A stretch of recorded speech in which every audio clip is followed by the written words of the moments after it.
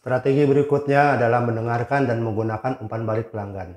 Umpan balik pelanggan itu hal yang sangat penting bagi perusahaan yang berorientasi pada pelanggan. Caranya, kita harus mengumpulkan umpan balik pelanggan secara rutin untuk mengetahui kepuasan mereka atau keluhan mereka dan mengidentifikasi area perbaikan. Caranya bisa melalui survei online, formulir umpan balik di aplikasi, atau wawancara langsung untuk mendapatkan wawasan tentang pengalaman pelanggan.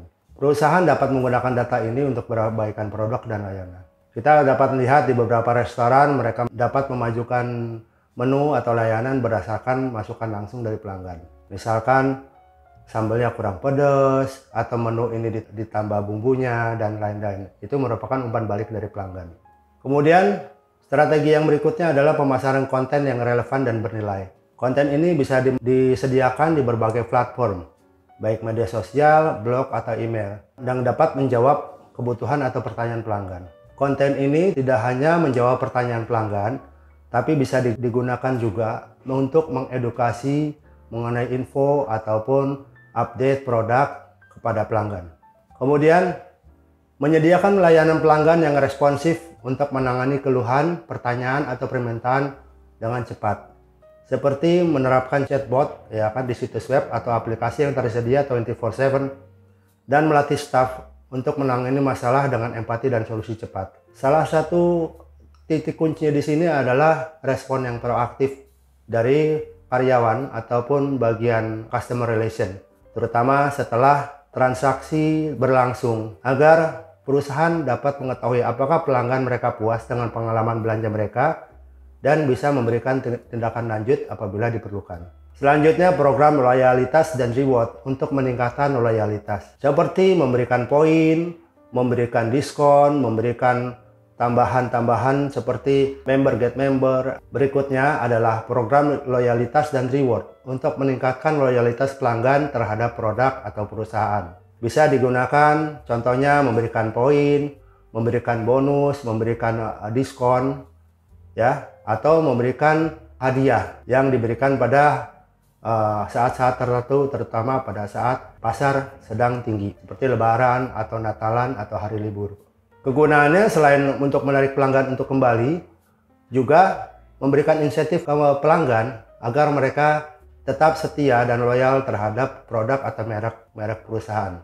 Yang berikutnya adalah menambahkan layanan atau manfaat yang tidak didapatkan dari kompetitor, seperti garansi tambahan, layanan konsultasi gratis, atau pengiriman gratis pada pembelian tertentu. Nilai tambah ini menunjukkan kepada pelanggan bahwa perusahaan peduli terhadap kebutuhan mereka di luar transaksi. Seperti ada beberapa toko elektronik besar ataupun toko elektronik tradisional yang sekarang memberikan instalasi gratis terhadap produk yang mereka beli, seperti AC, kulkas, dan lain-lain. Yang berikutnya adalah digital targeted marketing atau pemasaran digital yang terarah. Menggunakan teknologi digital dan analisis data untuk menyasar pelanggan dengan tepat di berbagai saluran online. Cara penerapannya adalah retargeting iklan di media sosial atau pencarian Google berdasarkan data perilaku konsumen untuk menampilkan produk yang relevan dengan minat mereka. Sehingga pesan dari perusahaan bisa terfokus kepada target market dan lebih personal. Yang berikutnya adalah penyediaan pilihan dan fleksibilitas, terutama untuk masalah pembayaran. Dengan berbagai cara dan metode pembayaran, pelanggan diberikan banyak pilihan seperti cicilan kartu kredit atau pilihan pengiriman dan produk yang dapat disesuaikan dengan kebutuhan pelanggan. Misalkan pelanggan akan memberikan hadiah kepada orang tuanya, maka itu bisa dilaksanakan oleh perusahaan. Hal itu bisa memberikan tambahan kenyamanan bagi pelanggan dan meningkatkan kepuasan mereka. Strategi berikutnya adalah membangun interaksi yang lebih dekat dengan pelanggan melalui platform sosial dan komunitas. Mengadakan kampanye di media sosial yang mengundang pelanggan untuk berbagi pengalaman atau memposting ulasan atau membuat forum komunitas di mana pelanggan dapat berdiskusi tentang produk. Strategi ini membangun keterikatan pelanggan dengan merek dan membangun komunitas pelanggan yang loyal. Strategi berikutnya adalah penggunaan omnichannel untuk pengalaman yang terintegrasi. Misalkan menerapkan sistem yang memungkinkan pelanggan untuk memulai transaksi di satu saluran. Misalkan dia lagi browsing online, dan menyelesaikannya di saluran lain seperti pengambilan barang di toko fisik. Pendekatan omnichannel membuat pengalaman belanja lebih lancar dan memberi pelanggan kemudahan yang diinginkan. Seperti saya pernah ngalamin dulu ada perusahaan Markisa dari Medan yang memberikan DO pada pembelinya yang kemudian DO itu bisa diberikan kepada rekan kerjanya atau keluarganya di Jakarta dan kemudian produknya tersebut bisa diambil di toko di Jakarta. Tentu ini akan sangat memudahkan bagi pembeli untuk memberikan oleh-oleh kepada rekan kerja ataupun keluarganya.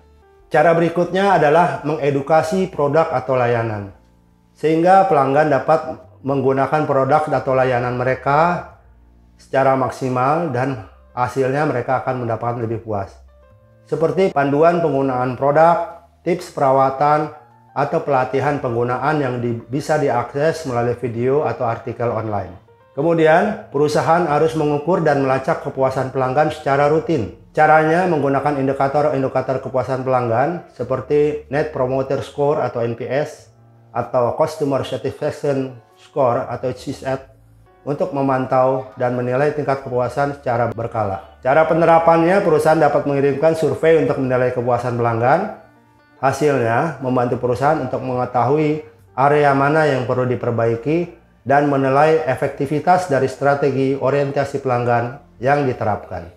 Kemudian yang harus dibuild strateginya adalah keterlibatan karyawan dalam budaya pelayanan. Ini melibatkan seluruh komponen ataupun sumber daya manusia yang ada di perusahaan agar karyawan dapat memahami pentingnya memberikan layanan terbaik. Penerapannya menggunakan pelatihan rutin di seluruh karyawan, bagaimana cara berinteraksi, berbicara, menjawab pertanyaan pelanggan, serta membangun budaya di mana setiap individu merasa memiliki tanggung jawab terhadap kepuasan pelanggan.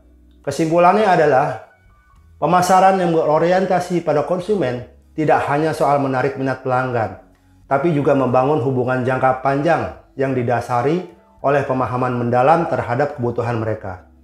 Strategi ini menciptakan nilai tambah, membangun loyalitas, dan meningkatkan pengalaman pelanggan secara keseluruhan. Ketika perusahaan konsisten dalam menjalankan strategi-strategi ini, mereka bukan hanya mampu memenangkan persaingan di pasar, tapi juga mendapatkan kepercayaan dan dukungan yang lebih kuat dari konsumen. Demikian kuliah hari ini, semoga dapat bermanfaat dan menambah pengetahuan dari rekan-rekan semua. Terima kasih. Assalamualaikum warahmatullahi wabarakatuh.